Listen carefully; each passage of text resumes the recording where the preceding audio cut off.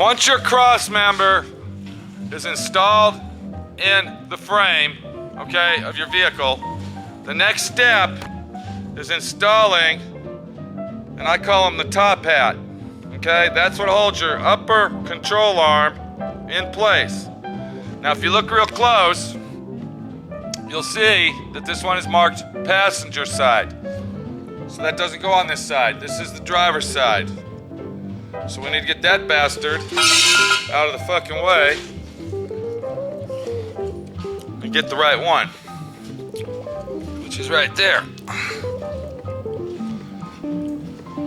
Now, to do this job, okay, just to let everybody know, we got the right one, DR.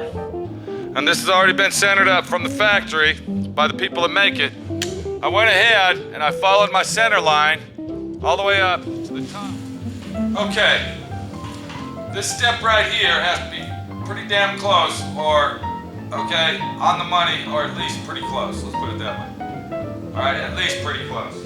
What you want to do is take your top hat, okay, and you want to line that up with the center, but we're not going to put it straight like that. Does anybody out there in romper room know why? Okay, Uncle Pete's going to tell you why. If you put it straight, up and down like that, what's going to happen is you're going to have a case of front brake lockup, okay, front brake surge. And what that means is that the front end is binding up and the brakes will not work properly. Because the pitch of the angle of the frame is not actually straight up and down, okay? Which makes your brakes out of symmetric form, molecular structure, blah, blah, blah, this, that, and the other. And you really only need one item to do this job. Okay, and this is a cheap, inexpensive angle locator. Okay, a degree, dial degree, angle thing, locator tool. And if you watch real close when I move it, see it's at 0 right there. If you watch real close, you can see the needle moving. So when we're set at 0 right here, what we want to do, okay, we want to set that right on top of there and get it precisely lined up where we want it with our line. Okay? You need to have your welder ready for this one. We're going to tack weld that on there as we go. See? Let me get my helmet ready. Okay. So, what you want to do is go ahead and set it up there where it's flush mounted with the frame. Set your degree pulley. You can get these for like $10 or $12 over at Lowe's. You want to go 3 degrees in the back. Okay, approximately 3 to 4 degrees.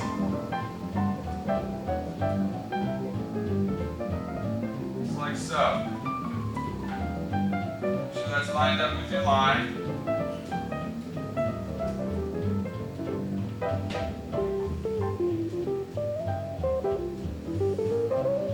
Then, as you're holding it in place, spot weld that bastard on there.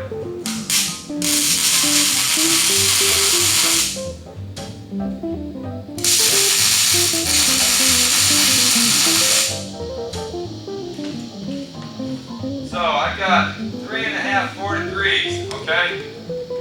And it's lined up perfect with our notch. So we're looking good right there. Now, what that's going to do is going to throw the pitch of the wheel camber off, the wheel angle. And what that's going to do, that's going to put our brakes in the right directional flow of traffic where the brakes won't lock up. That's approximately 1/4 of an inch, okay? So you can actually use a tape measure and measure 1/4 of an inch down, or you can go ahead and borrow your buddy's degree angle locator, or go buy yourself one for $5, $10, $7. Okay, I think I picked this up for $6 or $7 over at our local handy dandy Home Depot Lowe's store. And then come back, weld all that together, and we're ready to bolt all our parts on. So that's what you want to do. That's how it's done. Okay. Remember that that has to be at a back angle pitch. okay, of 1/4 inch or 3 degrees. Okay, the next step, once you get your top hats or your upper control arm, fucking holders, whatever you want to call them, on the car, and all your cross members in, the next thing that you want to fucking do is go ahead and put your lower control arm on the car. Now, there is a left and a right, so don't be confused. But if you fuck up, you can always take them out and change them. The first thing you do is take your control arm apart, and you're going to have some steel sleeves that are installed in the center of your control arm. Take the big long bolt out, and I don't know what kind of system you're going to buy, but basically these are all the same. These are called tubular control arms. They're not the factory stamped.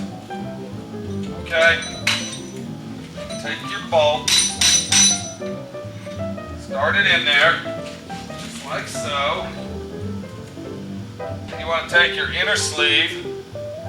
You'll be able to tell the difference.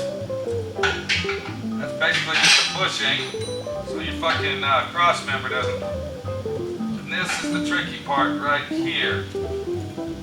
This sleeve right here, okay, has to be sandwiched between the cross member and the lower control arm, because that has to be welded to the cross member. So that's a little bit tricky. I've already done the other side. Look, you can see that there's quite a bit of difference. So what I do is I take a C-clamp, just like that,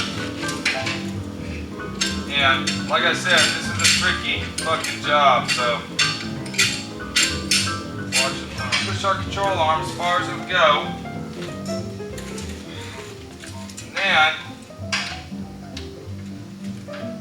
go ahead,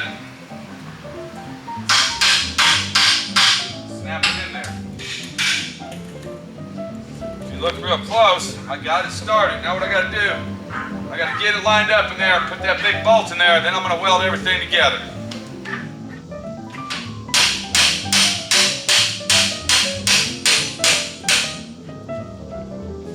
You want that nice tight fit. There you go, right there. Bolted on there, look right down here, you can see where I've already installed our corner brace for our right hand side. I'm going to do the same thing over here. Tack weld that on there.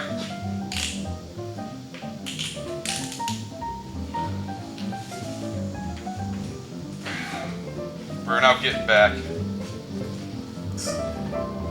Okay, keep the welder back and zoom in, David. Yep, I'll keep the welder back and I'll zoom in. See where I'm welding at. Yeah, got it.